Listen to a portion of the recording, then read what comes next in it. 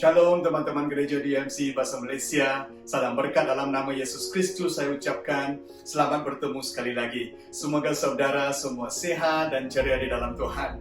Hari ini kita masuk ke dalam kunci yang kelima. Matius 5:7. Diberkatilah mereka yang berpengasihan, kerana mereka akan dikasihani juga. Saudara, kunci yang kelima ini ialah sifat berpengasihan yang saya yakin akan mencabar pola pemikiran dan paradigma kita. Persoalan yang pertama ialah mengapa harus kita menunjukkan sifat belas kasihan. Izinkan saya berikan 3 sebab dengan cepat. Sebab yang pertama ialah kerana Tuhan telah menunjukkan belas kasihan kepada kita. Tuhan mahu kita untuk pass on ataupun mewariskan belas kasihan yang telah kita terima daripada Tuhan. Dan yang sebab yang kedua ialah kerana kita akan memerlukan belas kasihan untuk masa hadapan. Saudara, kita akan membuat banyak kesilapan di dalam hidup kita. Dan kerana itu kita memerlukan belas kasihan Tuhan. Kita memerlukan kasih karunia Tuhan. Sebab yang ketiga ialah kerana kita akan mendapat kebahagiaan. Saudara, apabila kita memberikan belas kasihan kepada orang lain, kita akan berbahagia. Ia akan memberikan kita kepuasan yang teramat sekali.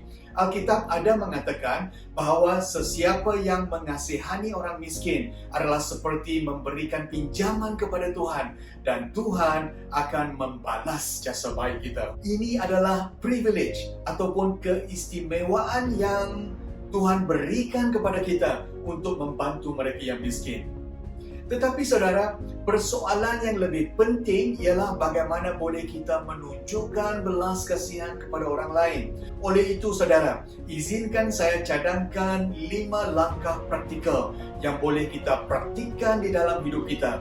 Bagaimana kita boleh menjadi ejen belas kasihan kepada dunia. Saudara, langkah yang pertama ialah berpengasihan bermakna kita membantu orang di dalam kesedihan. Yesus pernah menceritakan tentang ibarat seorang Samaria yang baik hati.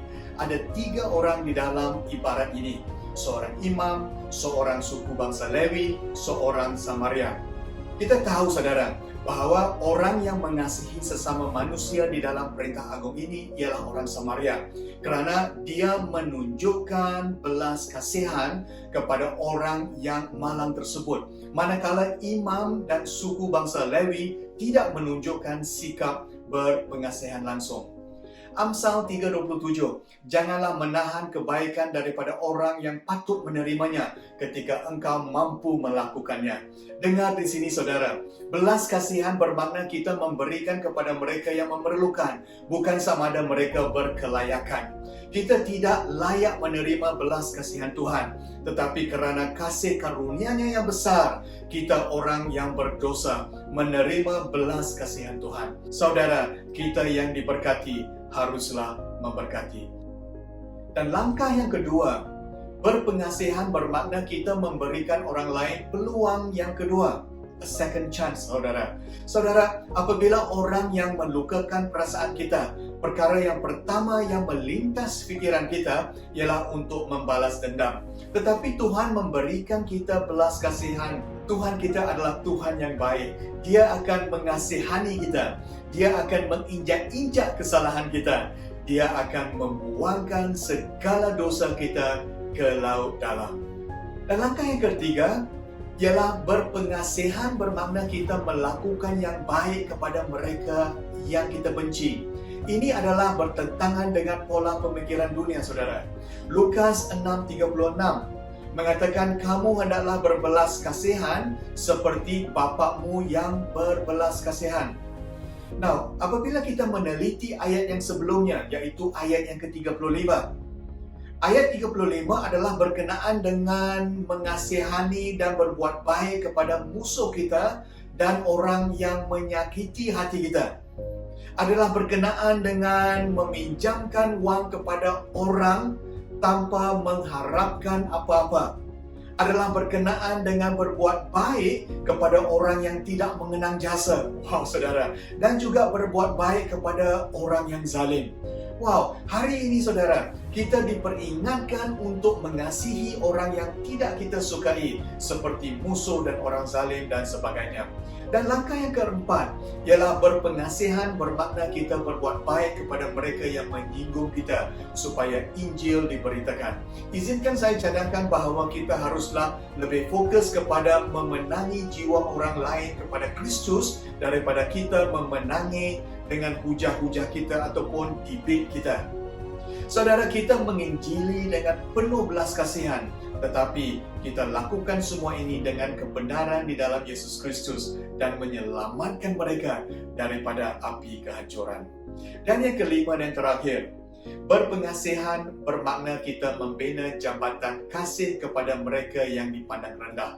Saudara, ini adalah intentional mercy ataupun belas kasihan yang dilakukan dengan sengaja.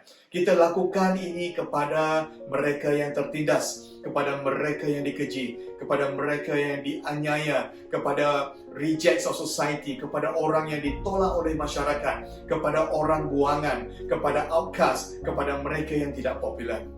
Dan apabila orang Farisi mempersoalkan mengapa Yesus makan bersama dengan pemungut cukai, yaitu orang yang dipandang rendah oleh orang Yahudi pada ketika itu, kerana pemungut cukai adalah terkenal dengan penipuan dan orang yang berdosa. Yesus menjawab di dalam Matius 9:13 bahawa Tuhan menghendaki belas kasihan, bukan korban sembelihan. Maka dia datang bukan untuk memanggil orang benar, tetapi untuk orang yang berdosa. Kita harus membina jambatan kepada mereka yang dipandang rendah, kepada mereka yang berdosa. Ini adalah kunci yang kelima yang menukarkan paradigma pemikiran kita.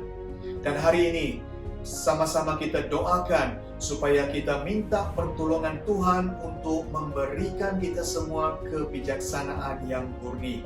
Dan saya akhiri sesi ini dengan berdoa Yakobus 3:17. Mari kita berdoa. Tuhan, terima kasih atas firman-Mu.